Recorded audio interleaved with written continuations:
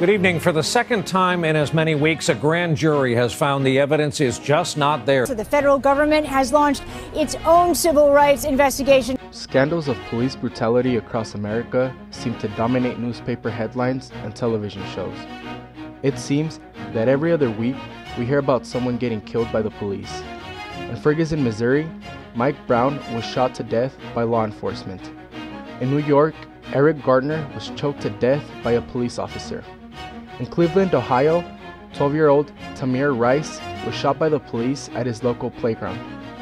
And even in our own city of Denver, Marvin Booker died in the hands of sheriffs while in custody, causing the city to pay a multi-million-dollar settlement. It's hard to imagine that it's only been 50 years ago when these same scenes played out in the streets of Selma.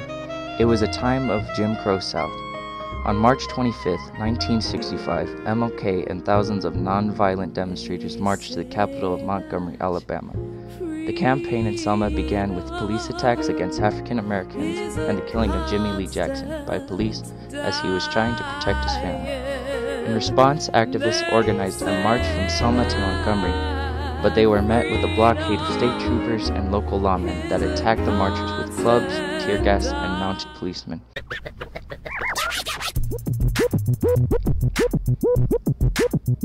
Like a rally cry from the past, people collided with law enforcement and the injustice they perceived. In Selma, so many years ago, to express their opposition, people organized rallies and demonstrations. Today, Black, white, and Hispanics came together united in common social concerns. We had the opportunity to talk with demonstration organizers from the University of Northern Colorado, students from our city's high schools, and the police department. And I've had people I've talked to and they're just like, oh, that's not my problem, so I'm not going to read up on it. You peacefully show them the facts, and if they don't want to listen, then just let it be. You can't change someone's opinion. And she was just like, you're a part of the problem. If you don't see why Black Lives Matter at this moment, you're a part of the problem. And it's like, yes, we all know Black Lives Matter, but if you don't see why we're focusing on Black lives right now, because the judicial system doesn't know that Black Lives Matter.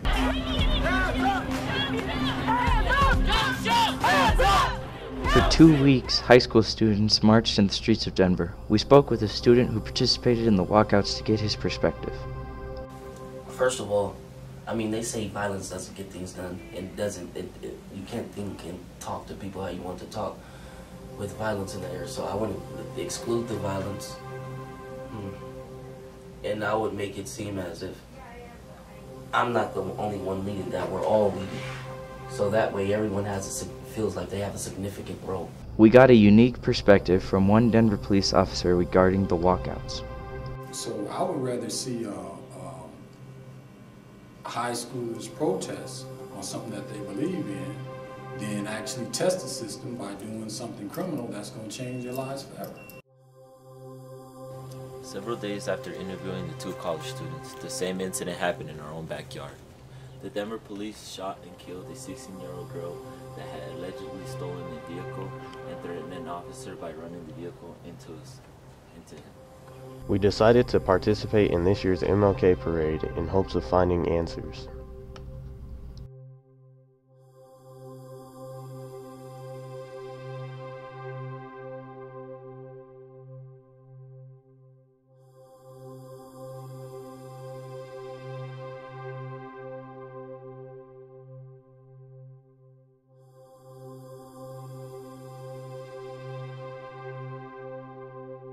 The police violence that seems to be spreading across our nation.